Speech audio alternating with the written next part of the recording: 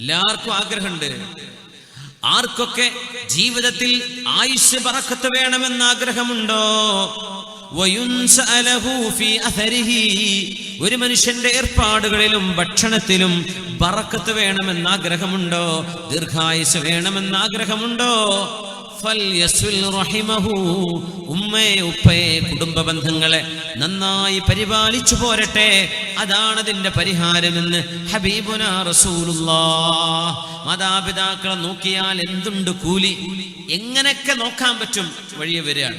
എന്തൊക്കെയാണ് കൂലി? ഒന്ന്, ദുആക്കുത്തരമുണ്ട്. 2, വൻപാപങ്ങൾ പൊറുപ്പിക്കപ്പെടും. 3, ഭക്ഷണത്തിൽ ബറക്കത്തുണ്ടാകും, ആയുസ്സിൽ ബറക്കത്തുണ്ടാകും. 4, മാതാപിതാക്കളോട് നമ്മൾ എങ്ങനെ പെരുമാറുന്നുവോ അങ്ങനെയാണ് നമ്മുടെ മക്കള് നമ്മളോട് പെരുമാറാൻ പോകുന്നത്. സാബിത്തുൽ ബുനാനി റഹ്മത്തുള്ളാഹി അലൈഹി, മഹാനായ സാബിത്തുൽ ബുനാനി റഹ്മത്തുള്ളാഹി അലൈഹി ഇബ്നു അബ്ബാസ് റളിയല്ലാഹു അൻഹുവിന്റെ ശിഷ്യനാണ്. മഹാനവറുകൾ പറയുമായിരുന്നു, റഅയ്തു റജുലൻ യദ്രിബു അബാഹു ഫീ മൗദിൻ. വാപ്പയെ ഒരു സ്ഥലത്ത് കൊണ്ടുപോയിട്ട് ഒരു മകൻ ഇങ്ങനെ അടിക്കുന്നുണ്ട്. ഒരു പാറക്കെട്ടിന്റെ അടുത്ത് വാപ്പയെ കൊണ്ടുവന്ന മകൻ അടിയോടടി. ഞാൻ ചോദിച്ചു, എന്തായത്? നീ നിന്റെ വാപ്പയെ തല്ലാണോ? അടികൊള്ളുന്ന വാപ്പ പറഞ്ഞു, ഖല്ലൂ അൻഹു, എന്റെ മകനെ വിട്ടേക്കണേ, മകനെ ഒന്നും ചീത്ത പറയണ്ട. എന്റെ വാപ്പയെ ഇതേ സ്ഥലത്ത് കൊണ്ടുവന്ന് ഞാൻ അടിച്ചിട്ടുണ്ട്. അതിനു പകരം അല്ലാഹു എന്റെ ഈ മകനിലൂടെ തരുന്ന ശിക്ഷയാണത് എന്ന് ഞാൻ എന്റെ കണ്ണുകൊണ്ട് കണ്ടു എന്ന് സാബിത്തുൽ ബുനാനി എന്ന താബിഈങ്ങളിൽ പ്രമുഖനായ മഹാൻ. ബിർറു ആബാഉകും തബുറുകും അബ്നാഉകും.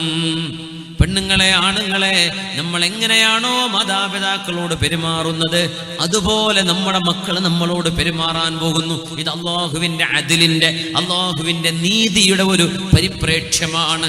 അല്ലാഹുവിന്റെ നീതിയാണത്. രക്ഷപ്പെടൂല. എനിക്കറിയാം പേഴ്സണൽ പല കഥകളും, പറയാൻ പറ്റാത്തതുകൊണ്ട് ഞാൻ പറയണില്ല.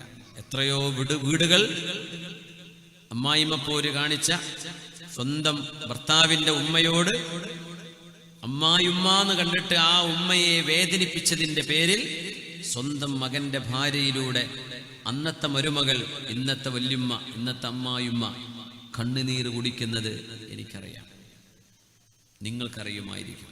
ഇത് അല്ലാഹുവിന്റെ ഒരു അദലാണ്. ദുന്യാവെന്ന് തീർക്കും, തീരൂല, പരലോകത്തുമുണ്ട്. നാലാമത്തെ ഗുണമതാണ്. അഞ്ചാമത്തേത്, അല്ലാഹു നമ്മളോട് ഇഷ്ടപ്പെടുന്നുണ്ടോ ഇല്ലയോ എന്നറിയാൻ നമ്മുടെ ഉമ്മയുടെ ഉപ്പയുടെ മുഖത്തേക്ക് നോക്കിയാൽ മനസ്സിലാകും. റിളല്ലാഹി ഫീ റിളൽ വാലിദൈൻ വസഖത്തുല്ലാഹി ഫീ സഖത്തുൽ വാലിദൈൻ. നിങ്ങളുടെ ഉമ്മയും ഉപ്പയും നിങ്ങളോട് തൃപ്തിപ്പെട്ടിട്ടുണ്ടോ? അത് അല്ലാഹു നിങ്ങളോട് തൃപ്തിപ്പെട്ടതിന്റെ അടയാളമാണ്. നിങ്ങളുടെ ഉമ്മയും ഉപ്പയും നിങ്ങളോട് ദേഷ്യത്തിലാണോ? അത് അല്ലാഹു നിങ്ങളോട് ദേഷ്യപ്പെടുന്നതിന്റെ അടയാളമാണെന്ന് ഹബീബുനാ റസൂലുള്ളാഹി സ്വല്ലല്ലാഹു അലൈഹി വസല്ലം. എങ്ങനെയാണ് ഇവർക്ക് നമുക്ക് ഉപകാരം ചെയ്തു കൊടുക്കാൻ പറ്റുക? എന്തുപകാരമാണ് നമുക്ക് എങ്ങനെ ഉപകാരം ചെയ്തു കൊടുക്കാൻ കഴിയും?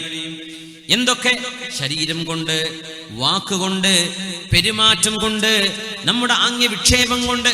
അങ്ങനെയൊക്കെ ഗൾഫുകാർ വിചാരിക്കും ചെലവിന് അയച്ചു കൊടുത്താൽ മതിയെന്ന്.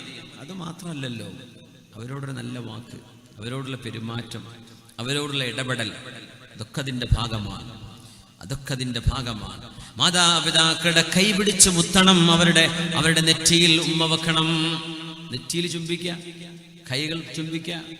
മക്കള് മാതാപിതാക്കളോട് ചെയ്യേണ്ട ബിർറിൽപ്പെട്ടതാണത്. കാല് പിടിച്ച് ചുംബിക്കുക എന്നുവരെ ചില മഹാന്മാരുടെ ചരിത്രങ്ങളിൽ ഞാൻ വായിച്ചിട്ടുണ്ട്. പക്ഷേ തീർത്തു പറയാൻ കഴിയും, കൈയും നെറ്റിയും ചുംബിക്കണം. മാതാപിതാക്കളുടെ ഒരു സ്നേഹത്തിന്റെ ഒരു ഉമ്മവക്കൽ കാണുമ്പോൾ സുബ്ഹാനല്ലാഹ്, യാ അല്ലാഹ്, അവർക്ക് ദീൻ പഠിപ്പിച്ചു കൊടുക്കുക. അല്ലാഹു തആല ഇഷ്ടപ്പെടാത്തതെന്തെങ്കിലും ആ ഉമ്മയും ഉപ്പയും പറയുകയാണെങ്കിൽ അതുമാത്രം അനുസരിക്കാൻ പാടില്ല എന്നൊഴിച്ചാൽ ബാക്കി എല്ലാ വിഷയങ്ങളിലും അവർക്ക് നമ്മൾ അനുസരണം കൊടുക്കേണ്ടവരാണ്. മാതാപിതാക്കളെ വേദനിപ്പിച്ചവരിന് എന്തു ചെയ്യും? മാതാപിതാക്കളെ ദേഷ്യപ്പെടുത്തിയവരിന് എന്തു ചെയ്യും? എന്ത് ചെയ്യാൻ പറ്റും? നബി തങ്ങൾ മറുപടി തരുന്നു, ഇർജിഅ ഇലൈഹിമാ ഫഅദ്ഹിഖുഹുമാ കമാ അബ്കൈതഹുമാ. അല്ലാഹുവിന്റെ റസൂലിന്റെ കൂടെ യുദ്ധം ചെയ്യാൻ പോരുന്ന ഒരു സ്വഹാബി, നിന്റെ ഉമ്മയും ഉപ്പയും ജീവിച്ചിരിപ്പുണ്ടോ? ഉണ്ട് നബിയെ, രണ്ടാളും ജീവിച്ചിരിപ്പുണ്ട്. ഞാൻ വരുമ്പോൾ അവർ കരയുകയായിരുന്നു. ഞാനൊരു മോനെ അവർക്കുള്ളൂ. ഞാൻ മരിച്ചുപോയാൽ, ഷഹീദായാൽ അവർക്ക് ആരുമില്ല. അതോർത്ത് എന്റെ ഉമ്മയും ഉപ്പയും കരയുകയായിരുന്നു നബിയെ. എന്നാലും ദീനിനോടുള്ള ഇഷ്ടം കൊണ്ട് ഞാൻ വന്നിരിക്കുന്നു, ഞാൻ അങ്ങയുടെ കൂടെ പോരുകയാണെന്ന് പറഞ്ഞപ്പോ ഹബീബായ നബി കൊടുത്ത മറുപടി, ഇർജിഅ ഇലൈഹിമാ, അവരിലേക്ക് നീ തിരിച്ചു പോ. ഫഅദ്ഹിഖുഹുമാ കമാ അബ്കൈതഹുമാ, അവർ രണ്ടുപേരെയും നീ കരയിപ്പിച്ചതുപോലെ അവരെ പോയി ചിരിപ്പിക്കേ. അതാണ് അതിന്റെ പ്രായശ്ചിത്തം. അവരെ ദേഷ്യപ്പെടുത്തിയാൽ പ്രായശ്ചിത്തം എന്താ? അവരെ സന്തോഷിപ്പിക്കുക. അവരെ കരയിപ്പിച്ചാൽ അവരെ ചിരിപ്പിക്കുക, സന്തോഷിപ്പിക്കുക. അത് തന്നെയാണ് അതിന്റെ പ്രായശ്ചിത്തമെന്ന് മഹാനായ റസൂലുള്ളാഹി സ്വല്ലല്ലാഹു അലൈഹി വസല്ലം.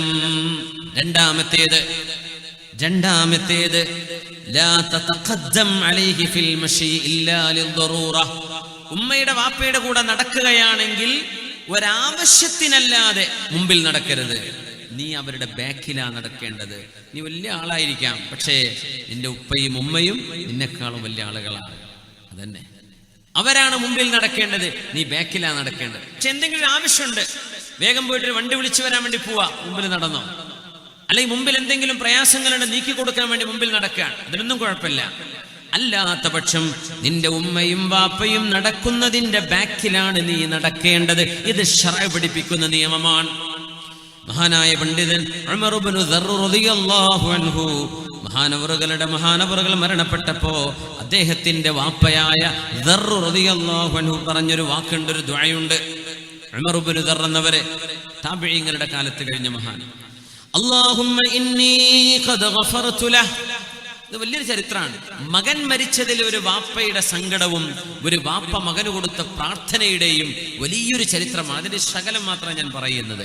ഉമർ ഇബ്നു ദർർ എന്നവര് മരിച്ചപ്പോ വാപ്പ പറയുന്നു, അല്ലാഹുവേ, അല്ലാഹുമ്മ ഇന്നി ഖദ് ഗഫർതു ലഹു മാ ഖസ്സറ ഫീഹി മിൻ വാജിബി ഹഖ്ഖി ഫഗ്ഫിർ ലഹു മാ ഖസ്സറ ഫീഹി മിൻ വാജിബി ഹഖ്ഖിക.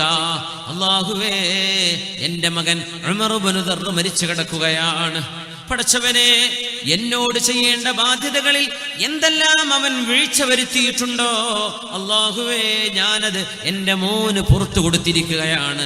അല്ലാഹുവേ, എൻ്റെ മോനും നീയും തമ്മിലുള്ള വല്ല വിഷയവുമുണ്ടെങ്കിൽ എൻ്റെ മോന് പുറത്തു കൊടുക്കണേ. ഒരു വാപ്പാക്ക് ഉമ്മാക്ക് മക്കൾക്ക് വേണ്ടി ദുആ ചെയ്തു കൊടുക്കാൻ കഴിയുന്ന ഏറ്റവും നല്ലൊരു പ്രാർത്ഥന. പടച്ചവനെ, എൻ്റെ മോൻ ഉമർ ഇബ്നു ദർർ എങ്ങനെയായിരുന്നുവെന്ന് ഞാൻ പറയട്ടെ. മാ മശാ മഈ ഖത്തുൻ ബിലൈലിൻ ഇല്ലാ കാന അമാമി. രാത്രി ഞാൻ നടന്നു പോകുമ്പോൾ എൻ്റെ മോൻ എൻ്റെ മുമ്പിൽ നടക്കും. വമാ മശാ മഈ ഫീ നഹാരിൻ ഇല്ലാ കാന വറാഇ. പകല് നടക്കുകയാണെങ്കിൽ എൻ്റെ മോൻ എൻ്റെ ബാക്കിലായിരിക്കും. ഞാൻ താഴെ ഇരിക്കുമ്പോ വീടിന്റെ മേൽഭാഗത്ത് പോലും അവൻ വരാറില്ലായിരുന്നു. അല്ലാഹുവേ, അത്രമേൽ എന്നോട് ഉപകാരം ചെയ്ത മോനാണ്. ഞാനും അവനും തമ്മിലുള്ള വിഷയം ഞാൻ പുറത്തു കൊടുത്തിരിക്കുന്നു. അല്ലാഹുവേ, നീയും അവനും തമ്മിലുള്ളത് പുറത്തു കൊടുക്കണമേ.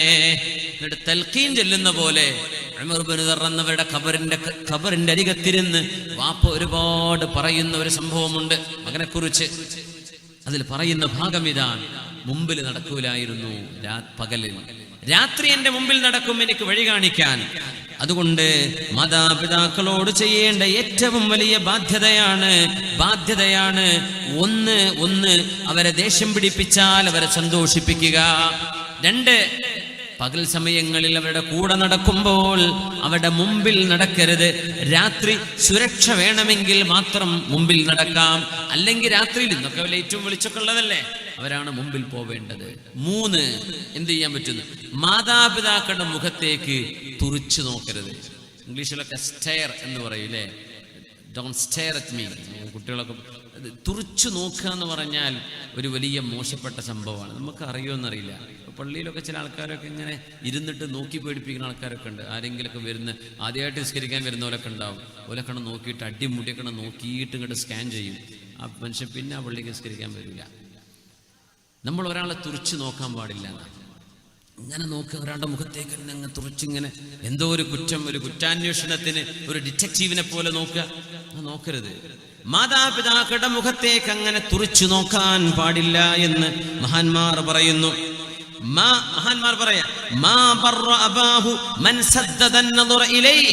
ഇന്ന് കുട്ടികൾ ചെയ്യുന്ന പരിപാടിയാണത്. ഉമ്മയെ നോക്കി പേടിപ്പിക്കുക, ബാപ്പയെ നോക്കി പേടിപ്പിക്കുക. പൈസ വേണം, തരാൻ പറ്റൂല. എനിക്ക് മൊബൈൽ വേണം, ഇപ്പൊ വാങ്ങണ്ട എന്ന് പറഞ്ഞ പിന്നെ ഉമ്മയെ നോക്കി പേടിപ്പിക്കുന്ന പെൺകുട്ടികൾ, ആൺകുട്ടികൾ. വാപ്പയെ നോക്കി പേടിപ്പിക്കുക, ഒരു ജാതി ഒരു പിശാച്ചിന്റെ ഒരു നോട്ടം നോക്കുന്ന, തുറിച്ചു നോക്കുക ഉമ്മയുടെ ഉപ്പയുടെ മുഖത്ത്.